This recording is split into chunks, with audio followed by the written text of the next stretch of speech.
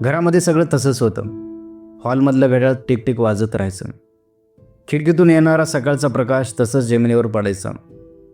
पण तरीही घर बदललेलं होतं, कारण घरातला एक आवाज कायमचा बंद झाला होता. पूर्वी सकाळी 6 वाजता बाबा उठायचे, गॅस पेटवायचा, चहाचा सुगंध वास यायचा, पेपर दारात यायचा आणि बाबा मोठाने म्हणायचे, पेपर आला रे, उठा आता. परंतु आज पेपर दारात पडतो, पण आवाज मात्र येत नाही. मी उठतो, पण उठण्याचं कारण उरलेलं नाही आहे. मी हॉलमध्ये जातो आणि न कळत नजर भिंतीकडे जाते. तिथे पूर्वी बाबा खुर्चीवर बसून पेपर वाचायचे.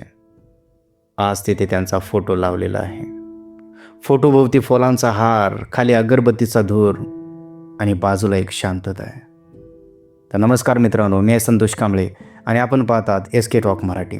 व्हिडिओला पूर्ण शेवटपर्यंत बघा, कारण या ठिकाणी खोटं बोललं जात नाही, तर खरं आयुष्य सांगितलं जातं. लोक म्हणतात वेळ सगळं भरून काढतो, पण वेळ कधीच वडिलांची जागा भरत नाही बरं का. तो फक्त आपल्याला त्या रिकाम्या जागेची सवय लावतो. लहानपणी मला आठवतं, शाळेत जायच्या आधी बाबा नेहमी विचारायचे, पैसे आहेत का रे खिशात? मी चिडून विचारायचं, अहो बाबा रोज रोज का विचारता? ते हसायचे, काही बोलायचे नाही. आज माझ्या खिशात पैसे आहेत, पण विचारणारा मात्र कोणी नाही. बाबा फार थोडके बोलायचे. त्याचं प्रेम शब्दात नव्हतं, ते त्यांच्या कृतीतून दाखवत होते. उन्हाळ्यात काम करून घरी यायचे, घामाने अंग भिजलेलं असायचं, पण घरात येताना चेहऱ्यावर मात्र स्मित हास्य असायचं. कधी त्यांनी थकवा दाखवला नाही, कधी तक्रार केली नाही. आज विचार करतो, तेव्हा ते कसे जगले असतील. एक दिवस घर साफ करताना मला बाबांचं जुनं कपाट उघडावं लागलं. ते कपाट अनेक महिन्यापासून बंद होतं.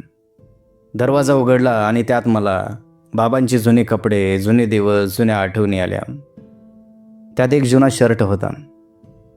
खिशात हात घातला आणि एक पॉकेट सापडलं. ते बाबांचं पॉकेट होतं. मी हळूच उघडलं.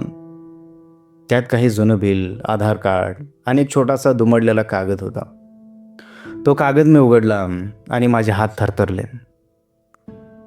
त्यावर लिहिलं होतं, मुलांच्या फीसाठी ठेवलेले पैसे हात लावू नये. त्या क्षणी मला कळालं, बाबा कधीच स्वतःसाठी जगले नाहीत, ते फक्त माझ्यासाठी जगले. मला आठवतं, एकदा मी त्यांच्याबरोबर रागावलं होतं. मला मोठा मोबाईल पाहिजे होता म्हणून. ते म्हणाले, बाळा आता ना शक्य नाही रे, मी तुला नंतर घेऊन देतो. मी 2-3 दिवस त्यांच्याशी बोललो नाही हो. पण आज वाटतं, त्या मोबाईलपेक्षा महाग त्यांचं प्रेम होतं. पण तेव्हा मला ते दिवस समजले नाहीत. आज मी मोठा झालोय, कमावतोय, माझ्याकडे सगळ्या गोष्टी आहेत, पण बाबा मात्र नाही आहेत. मी फोटोसमोर उभा राहून हळूच म्हणतो, बाबा आज माझ्याकडे सगळं आहे, पण तुम्ही नाही. एक गोष्ट मला खूप उशिरा समजली, वडील जिवंत असताना आपण त्यांच्याशी फार कमी बोलतो आणि ते फोटोमध्ये गेल्यावर मात्र रोज बोलतो. रात्री कधी कधी मी हॉलमध्ये एकटाच बसतो. शांतता असते, घड्याळाचा आवाज असतो आणि माझ्यासमोर भिंतीवर बाबांचा फोटो. मी त्यांच्याशी बोलतो. आज काय झालं, काम काय केलं, कसं केलं, काय खाल्लं, कुठे गेलो, सगळं त्यांना सांगतो. परंतु उत्तर मात्र काही येत नाही. पण तरीही मी बोलत राहतो, कारण आता उशीर झालाय.